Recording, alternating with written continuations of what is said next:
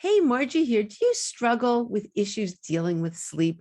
Whether it's hard to fall asleep, you wake up in the middle of the night and can't get back to sleep, or you just wake up in the morning exhausted. And sleep is so important for our bones, our overall health. So today, that's the topic we're going to focus on.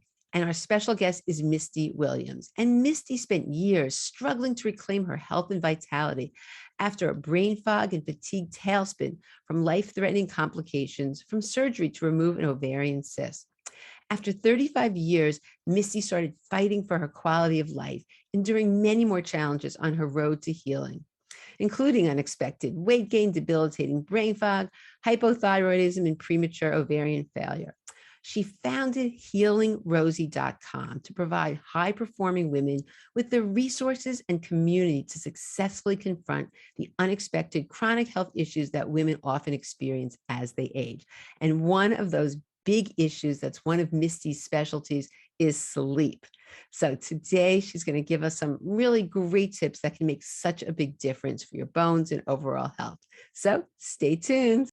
Welcome, Misty. I'm really happy to be with you today and share all Hello, this Margie. great information.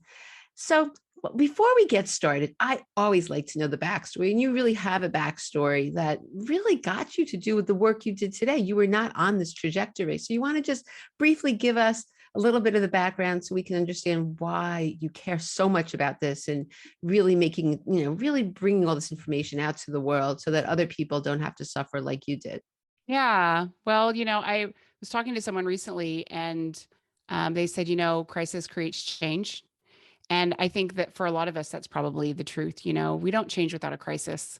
And for me, my journey started 12 years ago now. I've been saying 11 years, but I've been saying that for longer than it's been.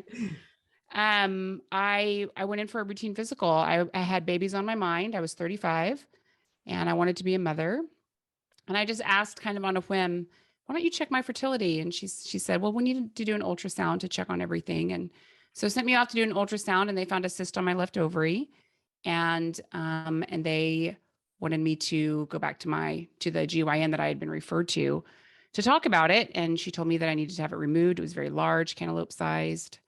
I remember the tech pushing around, is this painful? Does this hurt? And it didn't hurt. I didn't feel anything. I did have very heavy periods my whole life. I had heavy my periods were long, 7 days, typically 4 really heavy days. I remember popping Advil like it was candy and, wrapping up in the heating pad and, it was brutal. So ultimately they had to remove the cyst. And while they were in there, they removed my left ovary and found the endometriosis. I didn't know previous to that I had endo. And on their way out, they stitched up part of my small intestine. And that really was the crisis part, I think. Obviously having surgery is brutal. I'm sure it would have still gotten my attention, but when they stitched up part of my small intestines accidentally and sent me home, I had a sheet that said, if any of these things go wrong, here's what you do. And vomiting was not on the list. And that's what I started doing about 3 or 4 hours after I got home. I started vomiting and I couldn't get a hold of my doctor. I kept vomiting for the next 6 days.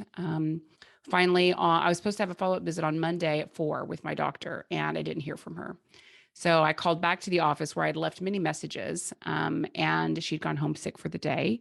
And no one bothered to let me know that we wouldn't be having our appointment. I even look back now thinking it's just amazing how many patient care failures there were along the way. And her office they just don't care. So the next day was a Tuesday.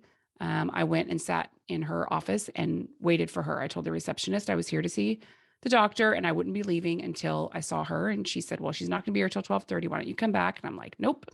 So I planted myself on the couch and about an hour and a half later, she called and had me on the phone and told me to go to Baptist Hospital.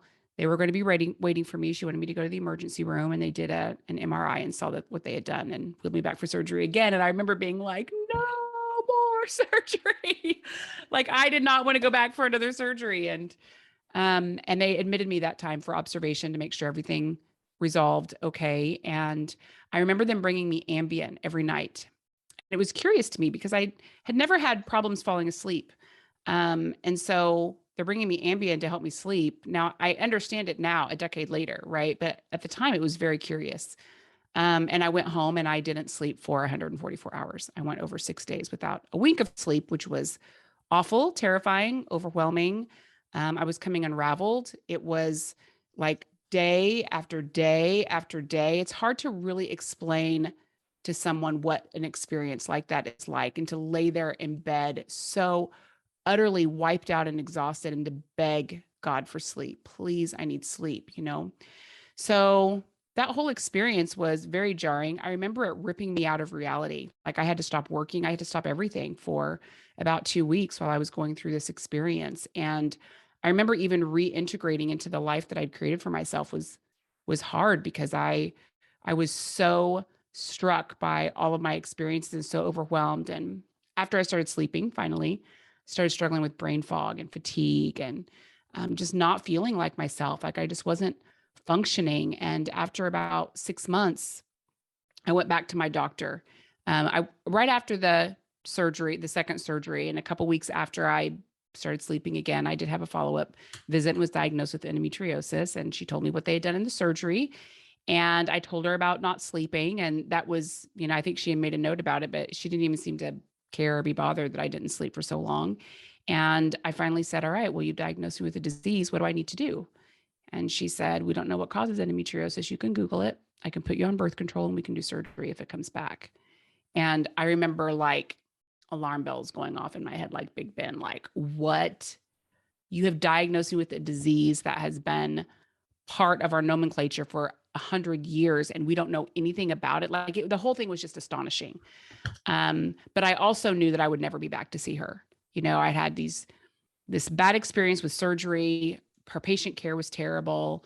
And she doesn't know what causes, she's a GYN and she doesn't know what causes endometriosis. Now, I understand now that a lot of people will say they don't know. Conventional thought is you don't know what causes it, but surely there's some things about endometriosis that could help someone, you know, shape their lifestyle for this disease. And I was really confronted by the fact that you're supposed to be a specialist in something and you're okay with not knowing.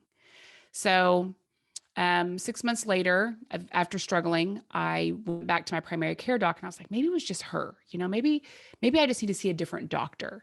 And my primary care doc wasn't any better. I was telling her about my brain fog and fatigue and all of the struggle and frustration. And she was just like, Misty, you're fine. Things are fine. You got to be patient with your body. I'm like, it's been 6 months. I'm an entrepreneur. I have to be able to function. And I started pushing for labs. Let's run some labs. Let's see what's really going on at a deeper level. And finally, she said, Misty, even if I did run the labs, I wouldn't know what they meant.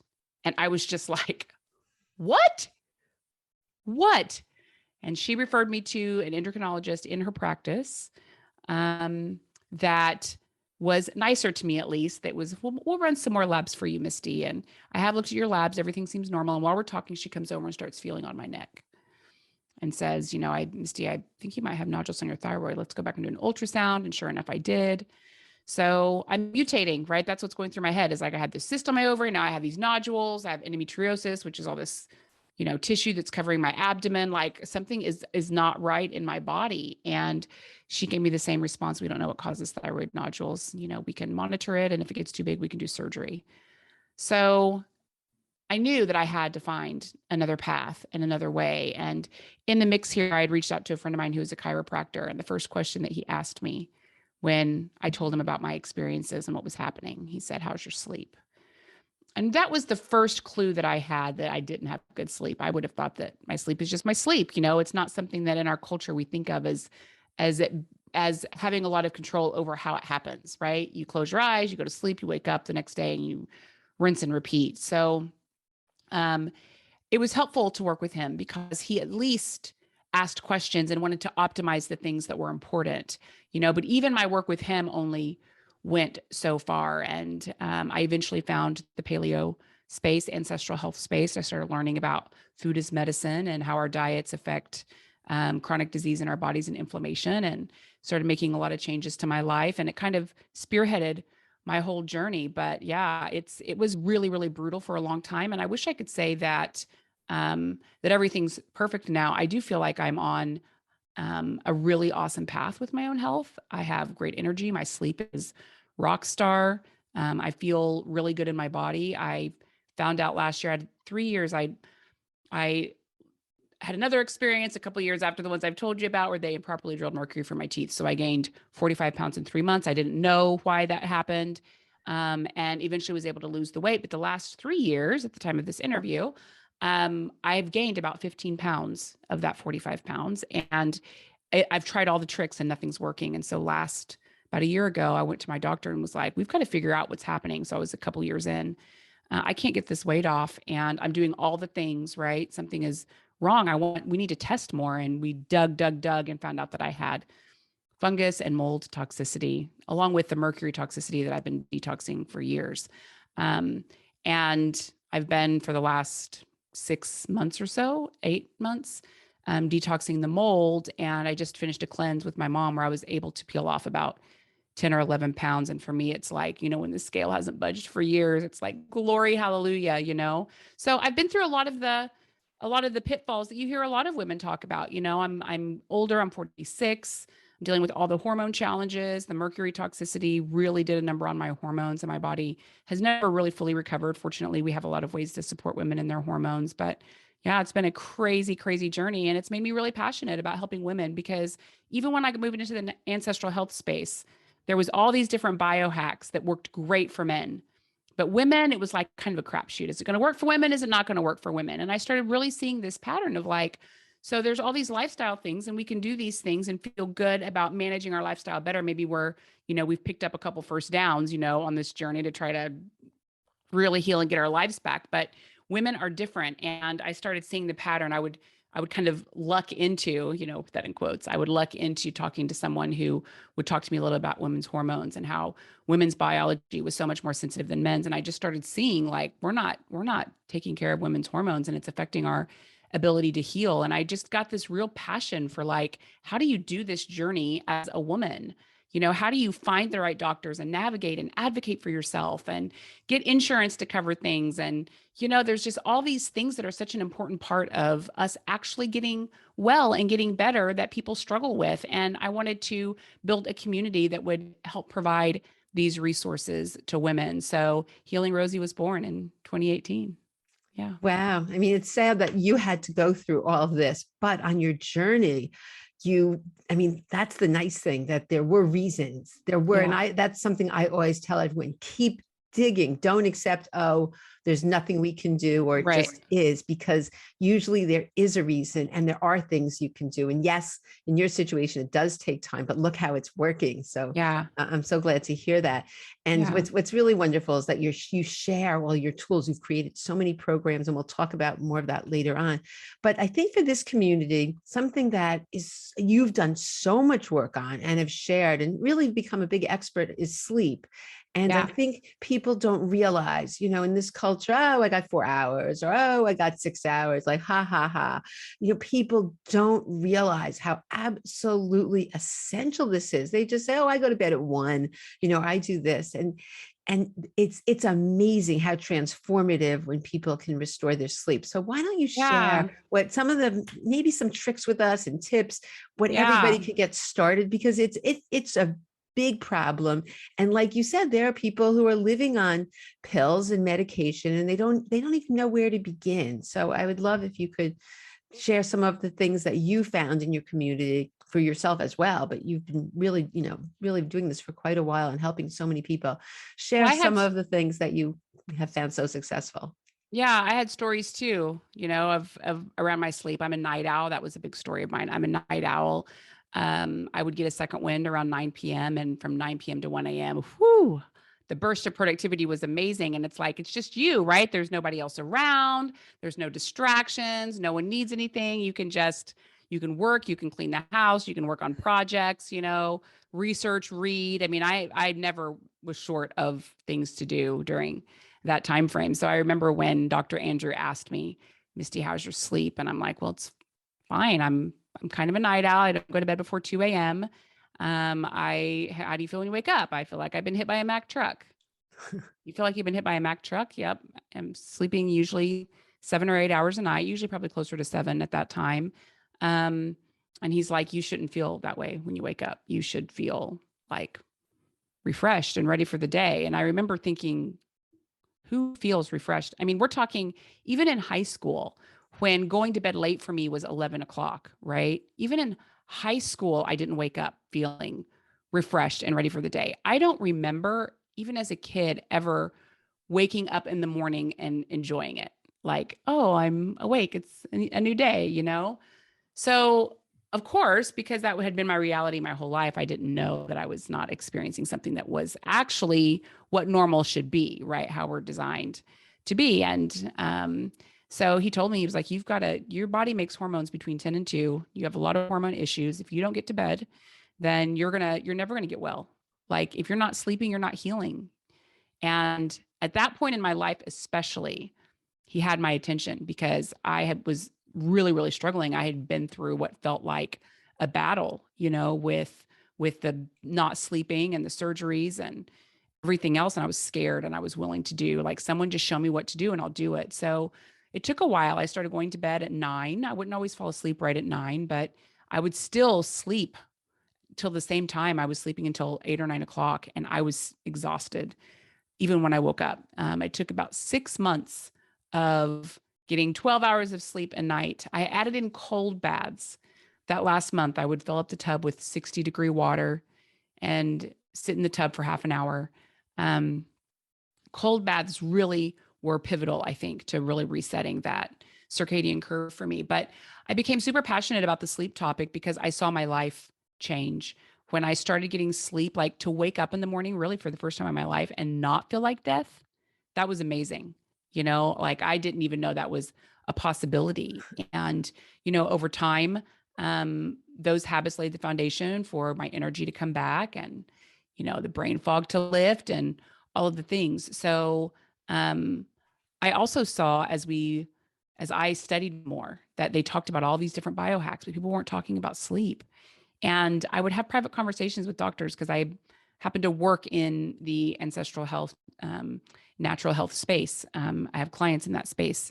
And I would talk to these doctors privately, and they would all, when I would bring up the sleep thing, oh, yeah, and sleep too. Sleep is also really important. And it was kind of this afterthought, but they would agree with me that it's like so crucial. And why aren't we talking more about sleep? So I kind of made it my mission to really raise awareness about this sleep thing and to talk to a lot of people.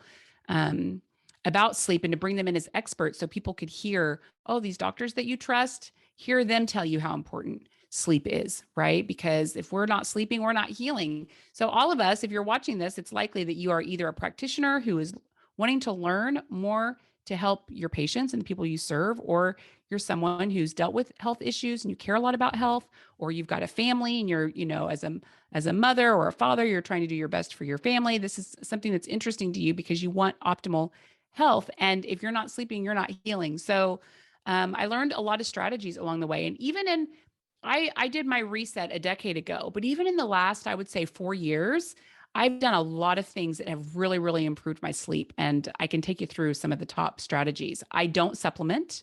I have rarely had to supplement for sleep. There have been times when, due to low hormones, I figured out you don't always know at the beginning of like, why am I not falling asleep or why am I waking up a lot in the night? For me, it's been hormones. I needed progesterone to fall asleep and estrogen to stay asleep. So if women are listening and you haven't had your hormones checked, especially if you're getting a little older and you might be going through perimenopause, progesterone to fall asleep and estrogen to stay asleep, they're really important. So um, I started doing a wind down routine every night. I think that's super important. If Wait, I I have a woke up, question. Do you want to yeah, tell us a little bit about your wind down routine? yeah, Yeah. yeah. So basically, you stop working, stop. This isn't at nighttime is not the time to have to talk about finances. It's not the time to fight with your partner. It's not the time to call your parents and talk about that family dynamic that is just, you know, no one can control it and it's never going to get better, right? And even with your kids, it's the time for everyone to just slow down. So relax. I put on amber glasses. I've been doing that for over a decade. When the sun goes down, I wear amber glasses. If a lot of friends in our space will tell you if they see me at an event and the sun has gone down, Misty's wearing amber glasses. I think it's really, really important because it actually stops the production of, or it stops the blue light from signaling to the rest of your body that you need to produce more cortisol, right? So daytime is sympathetic, Nighttime is parasympathetic. We want to move into our parasympathetic nervous system in order to induce sleep. And if we are constantly getting the light signaling, it's signaling sympathetic, right? So it's stimulating cortisol. It is suppressing melatonin. So light hygiene is super important for sleep. So wear the amber glasses. Wait, can I just say something? I want Yeah. to chime in here. I do the same thing, not quite when the sun goes down, a little later, but I couldn't understand because I haven't had an issue with sleep, but all of a sudden I was totally not sleeping. And I'm like, what's going on? And it was, we had gotten a new television. Two things happened. We got a new television and just, it was so much brighter that if I would watch television, I was up all night. So I have to wear those glasses. And the Yeah. same thing, if I'm doing a later class on the computer, I could be up all night. So I think this is not something anybody should minimize. This is such It's an important, huge. it is huge. And I couldn't believe it because I experienced it myself. And I know I could bring it on right now just by being on that computer or Yeah. so yes, this Yeah, is blue light it, is very significant. And in fact, if you're having issues with cortisol, if you've gone far enough to actually have your cortisol curve tested, where you do the saliva test, or you can do like the Dutch test, will tell you how your cortisol is doing. If you have a curve that's opposite, meaning it's supposed to rise in the morning and then throughout the day get lower and kind of bottom out at night when you're going to sleep. If you have a curve where you're lower in the morning and you're rising in the middle of the day, or God forbid, rising in the middle of the night, which some people have, that is almost 100% of the time related to light. And you fix that by light hygiene. Make sure that you are getting light on your eyes first thing in the morning so that you're stimulating cortisol, right? And you're letting your body know this is the morning time when we're waking up. And then when the sun goes down, you put the amber glasses on and it tells your body. And over time, you will fix your cortisol curve. But that's how you do it. People are like, do I supplement? What do I need to do? It is 100% lifestyle. You can't take pills to fix that curve. You have to get your light hygiene dialed in. So one I other do, thing. Do you, yes. when you go out, when you get the sun in your light, no sunglasses, correct? Um, I used to be very much a no sunglasses person. As I've gotten older, I noticed the brightness of the sun. So there's times that I'll wear sunglasses, but I'm not a heavy sunglass wearer.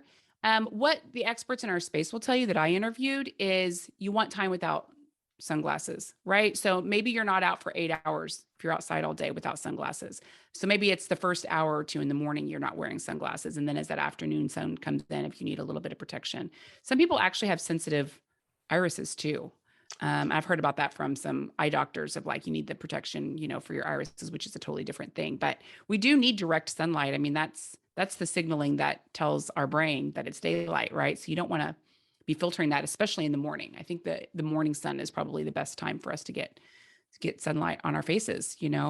I wake up in the morning and we have 4 big windows at the foot of our bed. And I go over to the windows, I open up the curtains because we do room darkening curtains, which I'll get to. Take out the dogs in the morning, go water the flowers. That time outside in the morning is really, really important. It helps to reset your body, align it with how your body is designed to work. So yeah. So anyway, do the wind down stuff. If you like doing a little bit of yoga, if you like meditation, a bath can be really great. I've actually got my mom to start taking baths at night sometimes, which is wonderful. I've also got her to wear the amber glasses, which is a Christmas miracle. So it's also helpful when it's actually bedtime for you to make sure your room is dark. So what that means is not turning out the light so it's dark. It means when you hold your hand in front of your face, you don't see it. So if you can hold your hand in front of your face and you can still make out your fingers, your room is not dark. So you have to figure out where the light sources are. So for us, the first thing we do is put up room darkening curtains, right? So we blacked out all of our windows. This was we noticed night one the difference in sleeping in a dark room. Slept better, no waking up in the night. But room darkening curtains, and then you look for all the things in the room that could have lights on it. So your smoke detector, we have an air doctor in our bedroom that has the circle light on it. I had the curling irons in the bathroom, and the bathroom door was open in our last place. And, you can see the curling iron lights in there. So you've got to look, where are these lights coming from? You can shut a door, you can tape over lights, you can go turn that light off on the air doctor. But make sure your room is dark. For some people, like in our house now, in the living room, we have tons of windows in this house, which is really fantastic, except when you want things dark.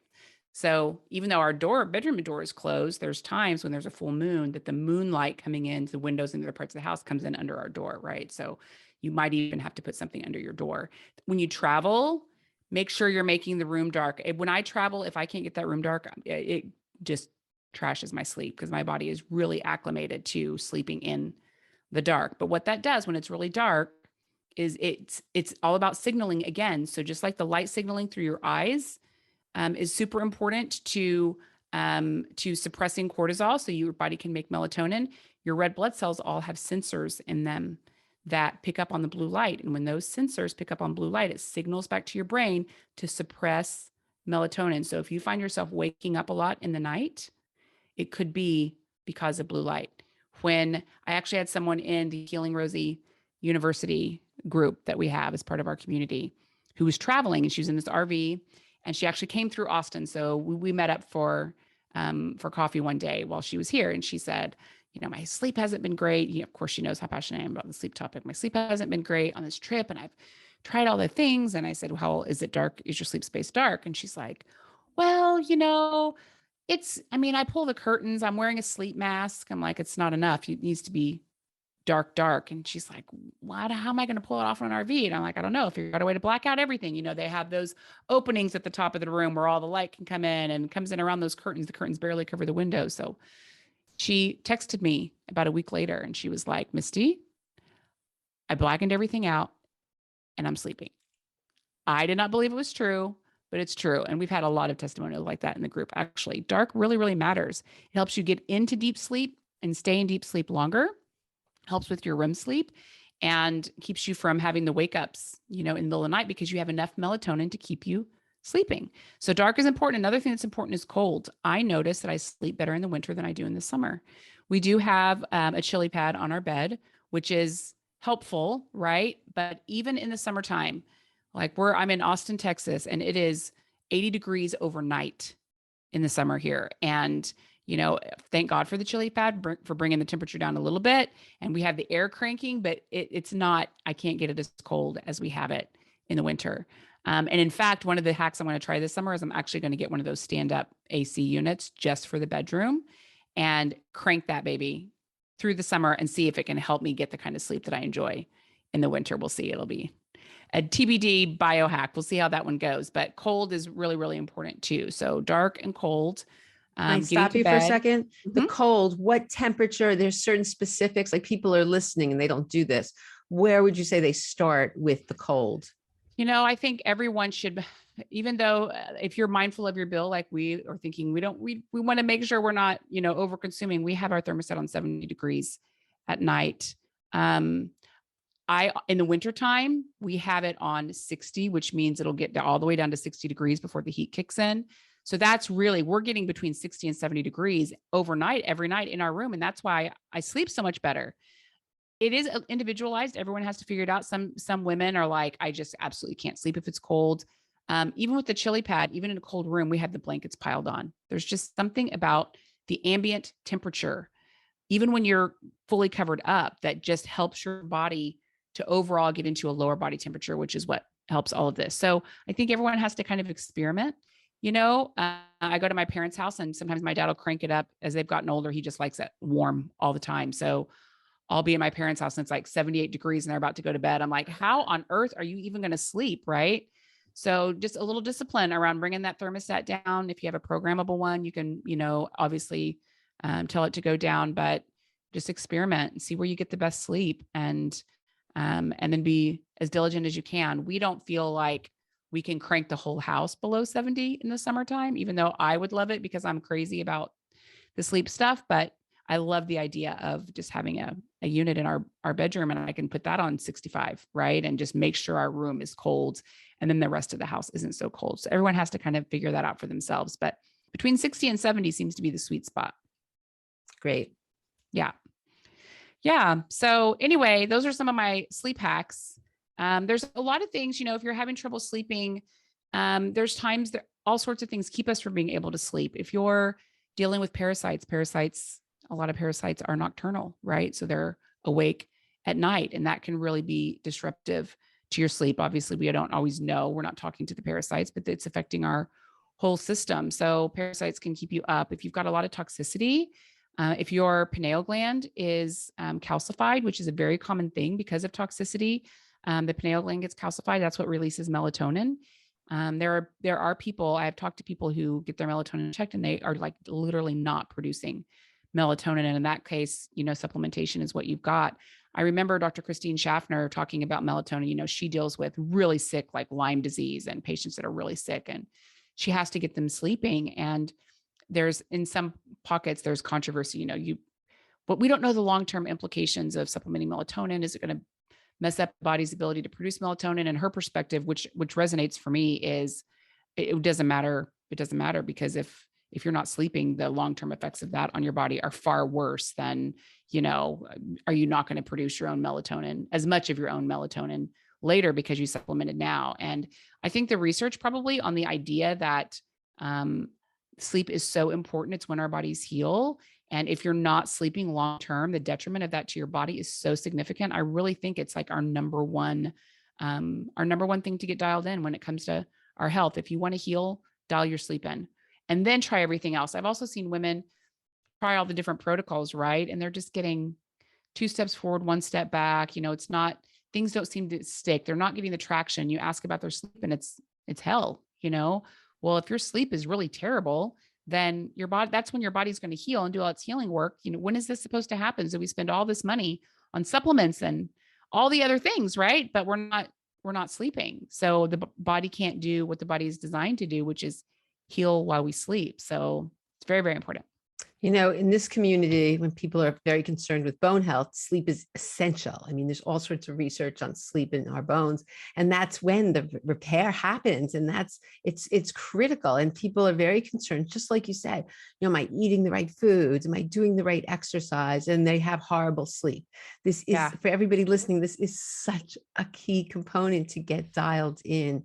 And I think what you've given us is great places to start, because people will say, oh, my room's a little dark, but I had a question for you. The night blinders, you said that wasn't good enough for this woman. Is it that the light's still coming in even when you have, like, coursing through my skin right here is all sorts of little capillaries and red blood cells, right? And those bloods and my skin is picking up on all that light.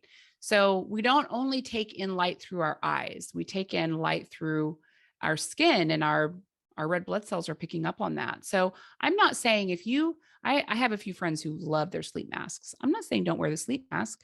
I'm suggesting that it's not enough. If you really want to get really good, deep, REM sleep, you need to eliminate all of the blue light so that your body can deeply, deeply sleep. Yeah, that's just so interesting, because I think a lot of people think, oh, no problem. Even if there's light in the room, I have my mask. So that's a very interesting point that you brought up. It's really easy to test. I mean, we're talking, when the girl in our community tried this, it was like almost immediate, right? Black out your room and compare your sleep. Are you sleeping better? I have so many people, so many testimonials about how much better they're sleeping when they black out their room. And another thing for women, I just want to go back to the hormone thing. There's a woman that I actually met in the community that I found early in my journey. I met this woman, and then she found me later in Healing Rosie and with all I'm doing. So I have a special kinship with her. The entire time I've known her, she has struggled with sleep. And I kept telling her, she's in Healing Rosie University, and I kept telling her, Sherry, you need to go get tested. You need to get tested, make sure that your hormones are good. Women need hormones to sleep. She finally, and she's working Medicare. So she's advocating really hard, going from doctor to doctor. I mean, it's tough finding Medicare docs that are going to really support you, but she found someone who would prescribe progesterone. And I remember her coming on a call, and she had it was her turn to ask questions. She had a big smile on her face, and she said, I'm sleeping. I got progesterone and I'm sleeping. She was so happy. So it's big for us. We need, and sometimes progesterone is not enough. If your estrogen is too low, you will wake up a lot in the night. There's something about the way the conversion pathways between our hormones and our neurotransmitters that if you have low estrogen, it can affect your neurotransmitter production, which affects melatonin, and, everything's connected together in our bodies. So hormones are important. And I would say for women in general, hormones are really important. If you're dealing with flabby, foggy, and fatigued, and you have a lot of, symptoms that are really frustrating to you, almost everything can be tied back to hormones. So I look back at my own journey. I'm 11 or 12 years in now. And I I remember struggling so hard to resolve symptoms. And once I was able to get on hormone therapy, it's like my body had what it needed to be able to heal. I remember doing my first hormone urine test. It was the Genova Complete hormone test. And it came back that I wasn't methylating at all. Well, the process of methylation is how your body detoxifies. You would need someone a lot more scientifically literate to really explain all of that. But methylation is hugely important for detoxification in our bodies. And I wasn't methylating at all during that time. That's when I had the extra 45 pounds on me. And I was like, I was going through what I recently went through, like, we're going to test and we're going to figure out what's happening. And at that time, it turned out that I had, they said it was premature ovarian failure, but it was likely that the metals, the toxicity from the heavy metals being drilled out of my teeth without any protection, affected my hypothalamus and pituitary and my hormone production, and it all just tanked. Everything tanked in my system. So, so fixing or getting stabilized with hormone therapy actually helped all the other things to work, right? So the sleep and the hormone therapy, and then doing a couple of things to lose weight, my body was able to let go. Like before that, I was working out with a trainer twice a week. I was perfectly paleo. I'd cleaned out my house of every chemical imaginable. I had wool rugs. My house was hardwired. There was no Wi-Fi. Like I had done all the things and gained 45 pounds. So you can imagine in 3 months. So you can imagine how terrifying that was for me. But until I got my hormones stabilized, my body couldn't let go. Stabilizing my hormones, I lost about 20 pounds just through hormones, doing nothing else different. And then I did a couple of protocols to be able to lose the rest of the weight. So for women, especially, don't discount your hormones. If you're working with a functional medicine practitioner, and I see this all the time in our community, and you're asking that practitioner about your hormones and they're dismissing your hormones or telling you that you need to keep trying the diet things that you've been trying for 6 months and things aren't getting better, right? I watched my cousin go through this. I watched a lot of women, but it's my cousin. And I kept telling her hormones. And she would go to her doctor and he's like, well, I want to wait and try these other things. After a while, you have to just put your foot down, and that person's either going to help you with hormones or they're not capable, which most functional medicine doctors really don't know how to treat women and their hormones. And you need to find an expert to help you with your hormones, because good hormones will help everything else work better. Now, in my case, I've been on hormone therapy a long time, right? But I had deeper toxicity. And so that's an accompanying message that I would say to women is get your hormones supported right now. It's going to help you heal, and keep looking for why your hormones are so off in the first place. So for me, it wasn't just metals. Thought it was metals, right? But then we did some deeper testing. We found the mold and the fungus in my system. So I'm going deep. And Dr. Pompa always says, go upstream. If you're still struggling, you go upstream. And he's really right. And typically for most people upstream, it's dental issues, it's mold, it's heavy metals. Those are the upstream stressors that people don't catch. I mean, even your viruses, there's tons of people that get exposed to Lyme disease and Epstein-Barr, for example, two really common viruses in our space. They get a lot of airtime because people struggle.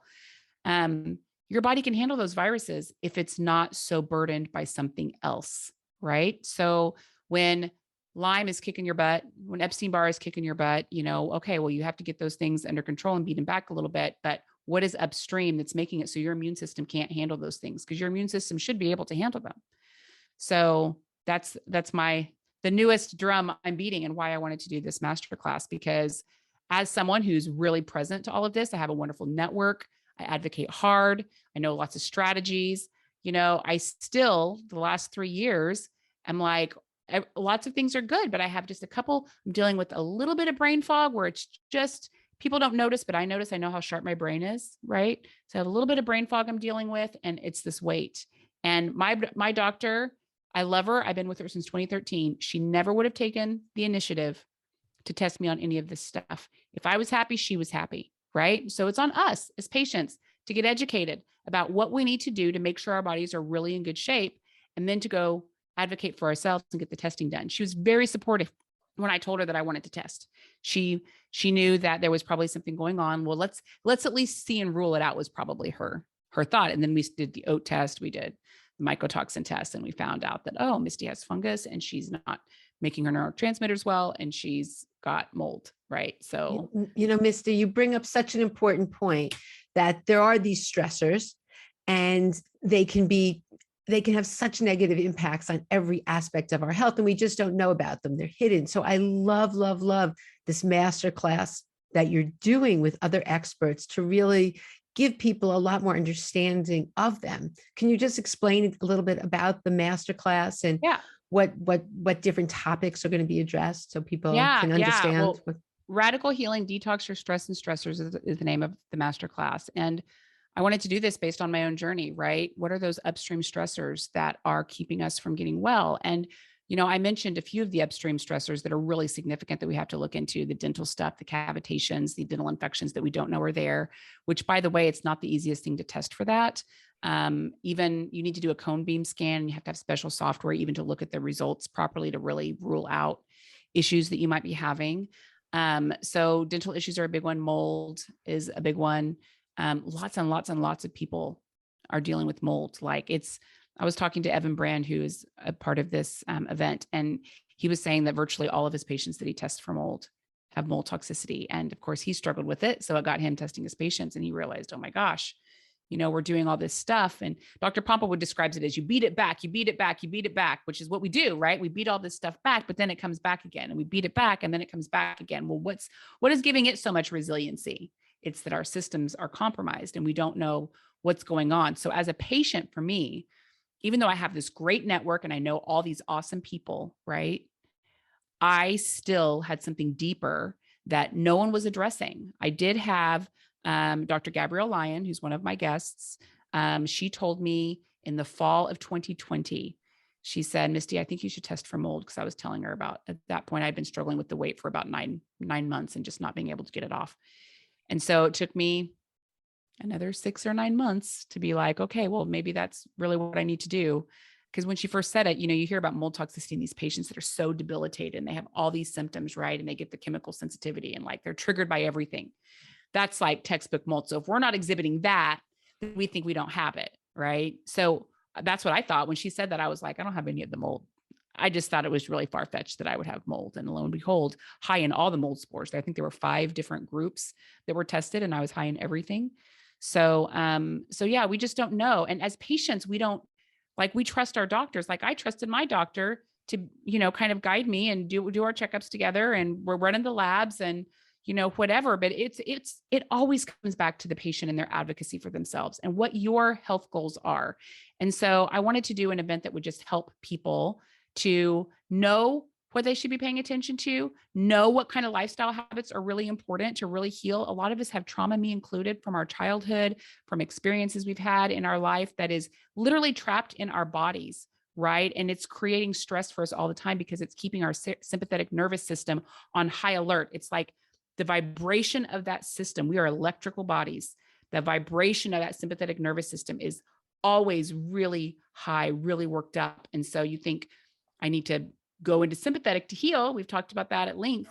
And you can't transition well between sympathetic and parasympathetic. We need to cultivate our parasympathetic nervous system if we want to truly heal, to detoxify all of this stuff. So we go into all of this. I have experts talking about all the different ways that you can prime your parasympathetic nervous system: breathing, breath work, meditation, gratitude practices, different things that are hugely, hugely important to helping us live more in our parasympathetic nervous system.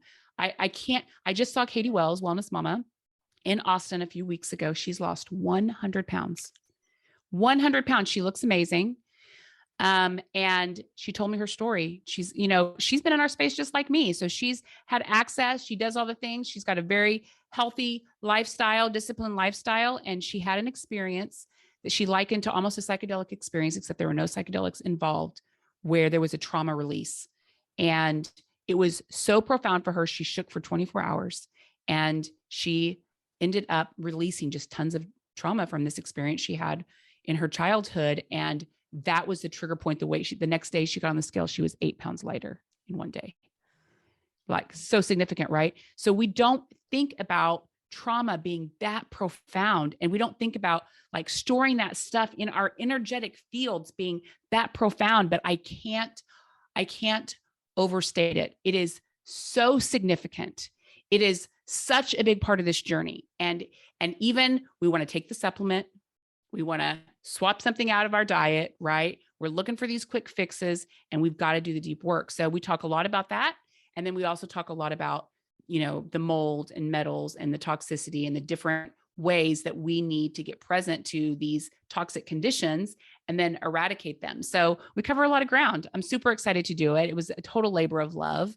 And I'm thrilled, Margie, that you were able to come and speak with us. My mother has osteoporosis. So this is a topic that I really care about.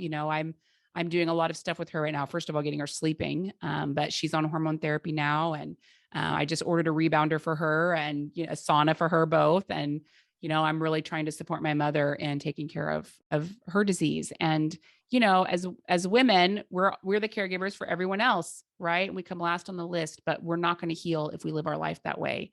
So yeah, I'm excited. I'm really excited to share this with everybody. Oh, well, I'm so excited too that you've created this and that it's like a smorgasbord. There's something for everybody because you have such a wide variety of issues and bringing things out. Because a lot of times we're just suffering and we don't know some of these root causes, and just hearing one of these experts, oh yeah, that could be me, and just giving them different tools. But the tools you gave us are such a good starting place. And, how many of us are on our cell phones before we go to sleep or looking at the computer? And there's just so many easy things that can really be life-changing that we discussed today. So don't underestimate these amazing things that Misty talked about today, because these steps I see it every single day. And even with myself, I know I can completely ruin my sleep. I've done it. And I know I can guarantee, I'm like, if I go on the computer, I can't stay on the computer at a certain hour. If I'm on, my night's shot completely, So so everything you said is just so wonderful. Well, is there any last minute things before we leave? This has been so very helpful. Well, I want to honor you for taking up the flag on this osteoporosis issue, because my mom I've watched her, she's had it for probably 20 years. And, doctors want to put her on a prescription, or they kind of poop. It's generally accepted that this is just what happens to women. And she's been taught to be powerless about it. Right. But as I've engaged with her more, I got her the book, Rebuild Your Bones. And, I'm fortunate to have friends like you, Margie, who give me great tips to pass on to my mom. But she is feeling so empowered around doing something about this disease that she has. And I feel so grateful for the people, women especially, but there are men in our community who are coming alongside women who've been told their whole lives that this is normal, or they've had their complaining of symptoms minimized, poo-pooed, you're making it up in your head, you're a hypochondriac. There's been so much gaslighting of women who are struggling with real issues and real disease that it's phenomenal that we live in a time now where there's experts that are caring and supporting us all in living our best life and creating the best health that we can and teaching us how to do it. I remember that feeling of desperation that I had when doctors were all telling me that we don't know what causes things. And, your options are surgery or drugs, and just feeling like, what there has to be more. So there is more. And don't let anybody gaslight you and tell you that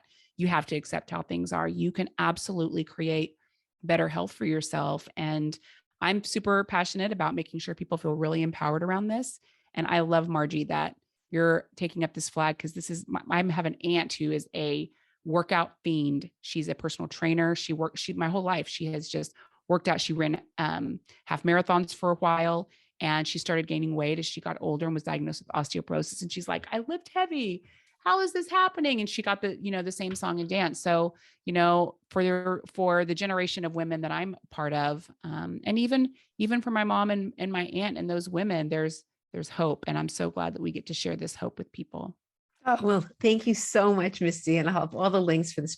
I'm excited about it because as I said, people are going to find out information, and you've done a great job of putting it all together in this whole masterclass. So thank you so much. And it's always been great being with you. Thanks so much for taking the time. Yeah, my pleasure. Thanks for having me. I hope you enjoyed my interview with Misty and now have a better understanding of how critical and important sleep is for all of us. Misty gave us some great tips that we can put into our life right away to improve our sleep, which will have a big impact on our bones and our overall health. The link to Misty's new masterclass will be in the show notes. So thank you so much for tuning in, and I look forward to seeing you on the next episode.